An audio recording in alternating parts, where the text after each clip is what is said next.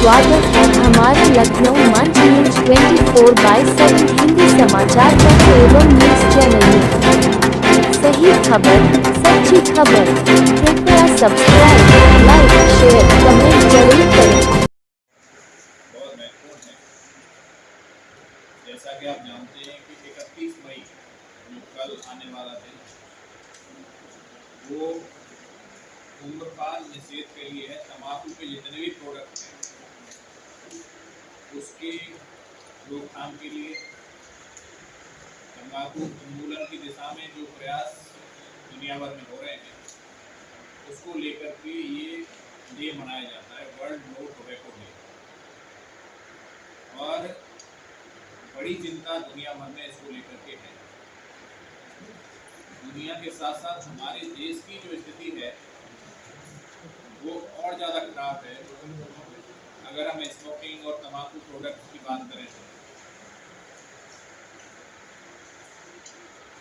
दुनिया भर में जो इस साल का जो थीम रखा गया है वो आप पढ़ सकते हैं कि बच्चों को और एडोलेसेंट जो एज ग्रुप है उनको किस तरह से हम लोग बचा के रखते हैं तंबाकू से। तंबाकू इंडस्ट्री के जो एडवर्टाइजमेंट्स है, घरों में कोई बीड़ी सिगरेट बच्चों से मंगाते हैं लोग वो, या कहीं भी ऐसे एडवर्टाइजमेंट्स जो बच्चों पर केंद्रित हैं या बच्चों को और युवाओं को इस तरफ ले जाने के लिए इस तरह के एड्स हैं जो उन्हें प्रेरित करते हैं कहीं ना कहीं धूम्रपान की तरफ या तंबाकू के जो भी प्रोडक्ट हैं उनको लेकर के। देखिए, अब ये एस्टेब्लिश्ड फैक्ट है कि कितने लोग तंबाकू की वजह से मौत के मुंह में जा रहे हैं हर वक्त। और दुनिया भर की स्थिति ऐसी है। अगर बीमारियों की बात करें, कैंसर से लेकर के कैंसर भी, तमाम तरीके के कैंसर, चाहे लंग कैंसर की बात हो, स्टमक के कैंसर की बात हो, या जहाँ का भी कैंसर आप सोच सकते हैं, उसमें धूम्रपान या तंबाकू का सेवन एक ऐसा फैक्टर है जो कि एक नोन फैक्टर है कि इसकी वजह से हो रहा है। हमारे बीच में ओरल कैंसर के विशेषज्ञ भी बैठे हैं। मुंह का कैंसर तंबाकू खाने की वजह से या किसी भी फॉर्म में मिला के दें, लोग कहते हैं कि इसमें तंबाकू नहीं है, ये सिर्फ गुटखा है, कोई सुपारी के नाम पे बेचते हैं, लेकिन कहीं न कहीं तंबाकू का सेवन उससे हो रहा है। और तंबाकू की वजह से जो आज की स्थिति है, सरकार को रेवेन्यू भी मिलता है, लेकिन अगर खर्चे की बात करें तो खर्चा कई गुना ज़्यादा है। तो एक कहावत इससे बिल्कुल फिट बैठती है कि आमदनी अठन्नी भी नहीं कहूँगा मैं, आमदनी चवन्नी और खर्चा रुपया। ये जो हमारी कहावत है ये तंबाकू के उद्योग पर बिल्कुल फिट बैठती है। और इसकी वजह ये है कि चाहे माउथ कैंसर है, चाहे लंग कैंसर है या अन्य तरीके के कैंसर हैं, इसके साथ ही साथ सीओपीडी की बीमारी तीसरा लीडिंग कॉज दुनिया भर में है। अगर हम नॉन कम्युनिकेबल डिजीज की बात करें तो सीओपीडी। इसके साथ ही साथ जो ऐसी गंभीर स्थितियां हैं, अगर सेकेंडरी स्मोकिंग हो रही है, देखिए प्राइमरीली घर में पुरुष लोग कर रहे हैं अगर, और कोई गर्भवती माता वहां पे है, बहू है, पत्नी है जो गर्भवती है, तो उनके बच्चे का जो डेवलपमेंट है वो प्रभावित होगा उससे।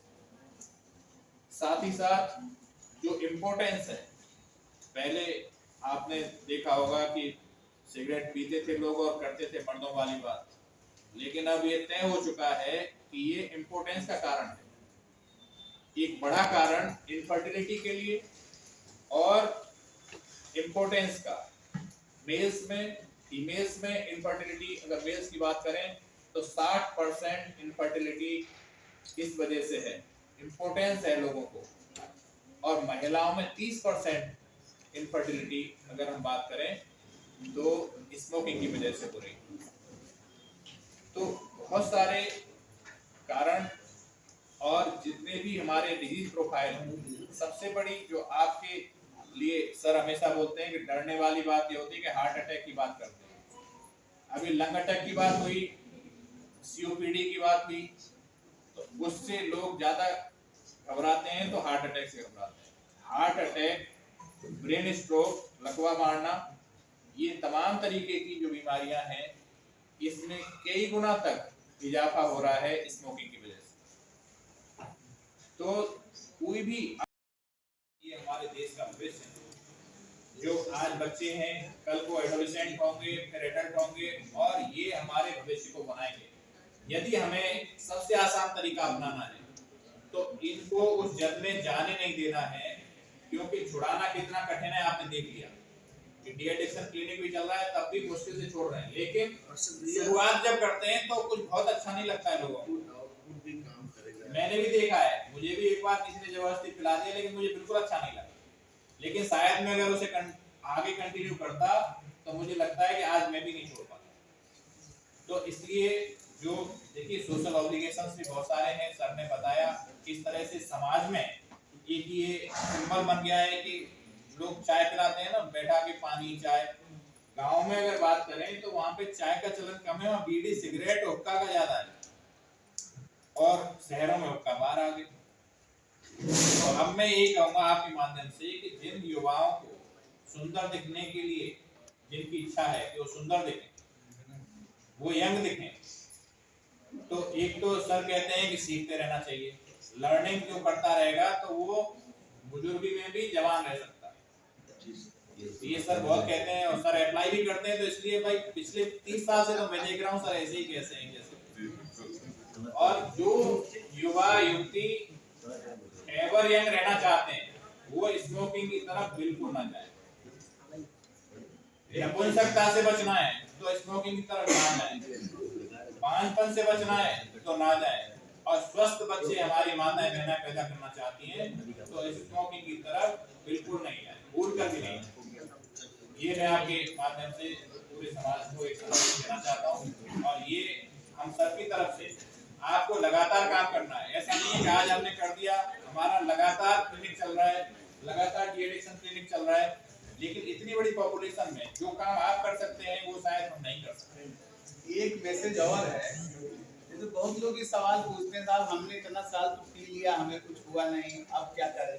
हाँ, ये भी बहुत बड़ी बात है। देखिए, पहला तो मैसेज यही है भाई, शुरुआत ना करें। स्पेशली ये मैसेज यंगर एज के लिए बहुत जरूरी है, वहीं से शुरू किया है। दूसरा, ये जिन लोगों ने मान लिया पी लिया है और आज के दिन अगर उनको बीमारी नहीं हुई है भाई, तो उनसे रिक्वेस्ट यही है वो छोड़ दें। सर अभी आपने पीटी वगैरह भी होना है, और ये रिसर्च भी आ चुका है, जब आप छोड़ देंगे तो 10-15 साल में आपका जीवन वैसे ही बीतेगा जैसे नॉन स्मोकर।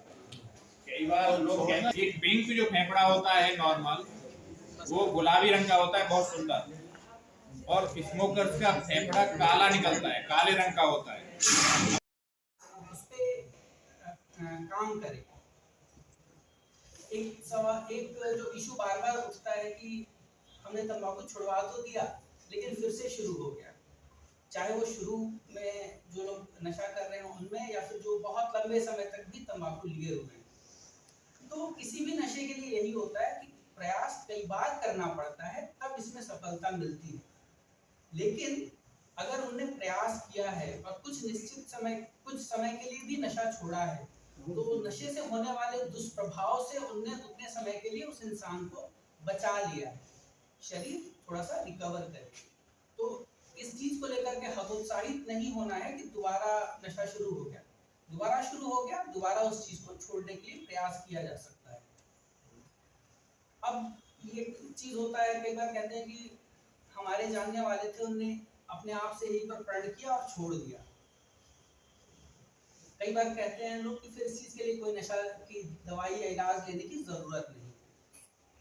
ऐसे लोग होते हैं जो दृढ़ निश्चय करते हैं और एक बार प्रण करने के बाद नशा छोड़ देते हैं।